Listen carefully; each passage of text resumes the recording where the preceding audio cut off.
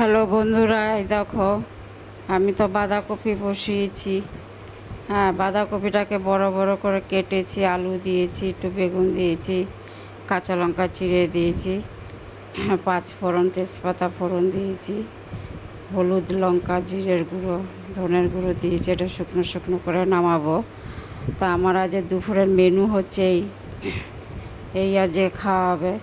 তা আমি তখন স্নান টান করে এসেছি, আমি এখন রান্নাঘরে ঢুকবো, গোপালের সব আয়োজন করব।